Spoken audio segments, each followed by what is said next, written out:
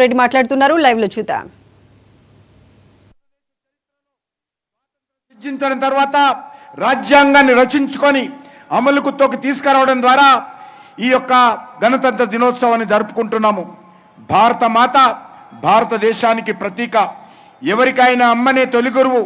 మన దేశాన్ని మన అమ్మలా భావిస్తూ ఉన్నాము.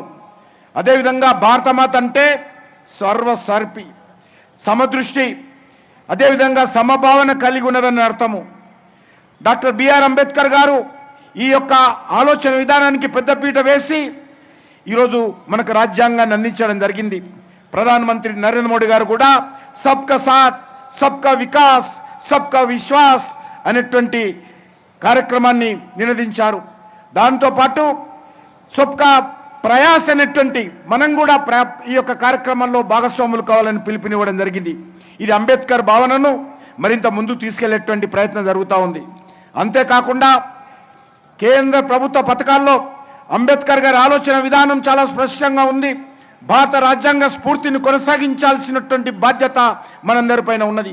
సమాజంలో దేశభక్తిని నిరంతరం జాగృతం చేసే లక్ష్యంతో గత 7 సంవత్సరాల క్రితం ఈ యొక్క జనవరి 26వ తేదీన నెక్లెస్ రోడ్ వేదికగా భారత మాత మహారతి కార్యక్రమం జరుపుకుంటున్నాము. ఇది 8వ కార్యక్రమం. రాజ్యాంగ విలువలను, దేశభక్తిని పెంపొందించడమే ఈ యొక్క మహారతి కార్యక్రమం యొక్క లక్ష్యము. మీరందరూ స్వచ్ఛందంగా ఈ కార్యక్రమంలో భాగస్వాములు కావడం చాలా సంతోషము.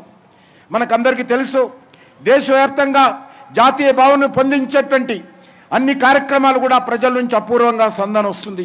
అది రామ జన్మభూమి ఉద్యమం కావచ్చు, పోఖ్రాన్ అణు పరీక్షలు కావచ్చు, కార్గిల్ యుద్ధంలో సైనికులకు అండగా నిలిచినటువంటి సందర్భం కావచ్చు, ఆర్టికల్ 370 రద్దు చేయడం కావచ్చు, పాక్ భూభాగంలో దాక్కున్నటువంటి ఉగ్రమూకలపైన సర్జికల్ స్ట్రైక్ కానీ ఎయిర్ స్ట్రైక్ కావచ్చు, రామజన్మభూమి మందిర ప్రారంభం కావచ్చు, ఘర్ ఘర్ తిరంగా కావచ్చు. గత 10 ఏళ్లలో మోడీ గారి ప్రభుత్వము భారతదేశ సంస్కృతి సాంప్రదాయాలను కాపాడడం, మన భారతీయ విలువలకు పట్టం కట్టేలా వివిధ కార్యక్రమాలు చేపట్టడం జరిగింది. అందుకే ఈ భారతమాత మహారతి కార్యక్రమము నేటి తరానికి, యువతరానికి, నవతరానికి, భావితరానికి భారతమాత ఔన్నత్యాన్ని, మన దేశ గొప్పతనాన్ని, మన ఆలోచనలు తెలియజేయడం కోసమే ఈ కార్యక్రమం తీసుకోవడం జరిగింది. ముఖ్యంగా ఈరోజు మనకందరికీ తెలుసు, ఈరోజు మనందరము ఈ యొక్క కార్యక్రమం సందర్భంగా భారతమాత గురించి, భారతదేశం గురించి, మన ప్రియతమ నాయకుడు, భారతరత్న మాజీ ప్రధానమంత్రి